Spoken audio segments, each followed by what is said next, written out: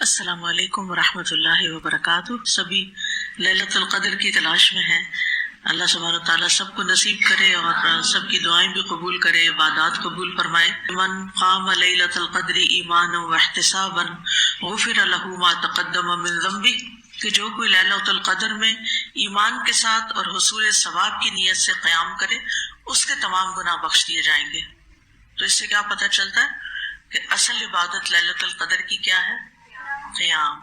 رات کو کھڑے ہو کر یا اگر کھڑے نہیں ہو پا رہے تو بیٹھ کر زیادہ سے زیادہ نوافل پڑھے جائیں، قیام کیا جائے، قرآن سنا جائے، قرآن پڑھا جائے۔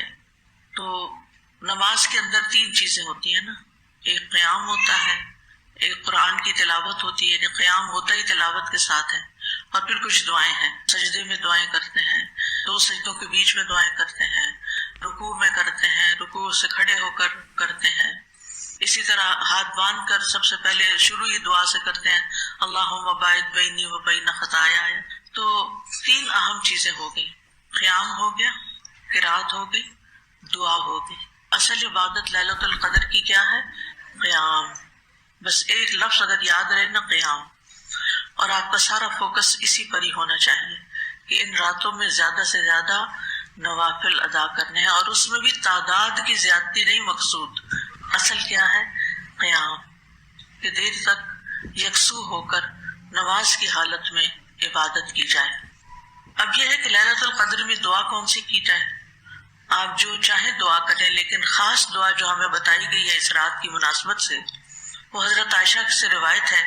وہ کہتی ہے کہ اے اللہ کے نبی صلی اللہ علیہ وسلم، یہ بتائیے کہ اگر مجھے شب قدر حاصل ہو جائے تو میں اس میں کیا دعا مانگوں؟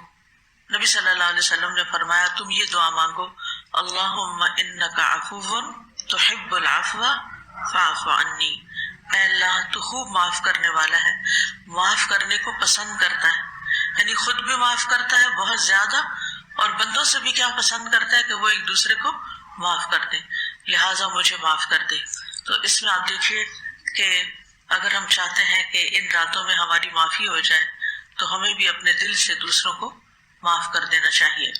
ابن رجب کہتے ہیں، آخری عشرے میں تمام تر نیکیوں کو بخوبی بجا لانے کے ساتھ لیلۃ القدر میں خصوصی طور پر اللہ سے عفو درگزر طلب کرنے کو اس لیے کہا گیا ہے کیونکہ اعلیٰ مرتبت لوگ نیکیاں کرنے کے بعد ان پر اترانے کی بجائے یہی سمجھتے ہیں کہ ہم تو اللہ کا کچھ بھی حق ادا نہیں کر سکے، یعنی ساری عبادت کر کے بھی وہ کیا سمجھتے ہیں کہ ہم نے ابھی کچھ نہیں کیا۔ چنانچہ وہ ایک گناہگار اور قصوروار شخص کی مانند اللہ سے درگزر کا سوال کرتے ہیں کہ اللہ تو بس معاف ہی کر دے ہمیں، ہم تیرا حق ادا نہیں کر سکتے، اور عبادت کا حق تو ادا ہو ہی نہیں سکتا، تیری نعمتوں کا شکر بھی ادا نہیں ہو سکتا، تو اس لیے ہم نے جو بھی ٹوٹی پھوٹی عبادت کی تو اسے قبول کر لے، اور جو ہم نہیں کر سکے تو ہمیں معاف کر دے۔ اس سے نہ پھر انسان کے دل میں دو چیزیں پیدا نہیں ہوتی، ایک تکبر پیدا نہیں ہوتا، اور دوسرے گلٹ نہیں رہتا۔ ہم میں سے بہت سے لوگ بہت کچھ کرنے کے بعد بھی نا اندر سے شرمندہ ہوتے ہیں، یعنی کم از کم میں تو بہت ہی شرمندہ ہوں کہ یا اللہ، جو کرنا چاہیے وہ کر نہیں پاتی، وہ ہو نہیں رہا، ہو بھی نہیں سکتا، یعنی دل تو کیا چاہتا ہے بہت کچھ کرے، لیکن عملاً رات گزر جاتی ہے پتہ ہی نہیں چلتا، کچھ بھی نہیں ہو پاتا۔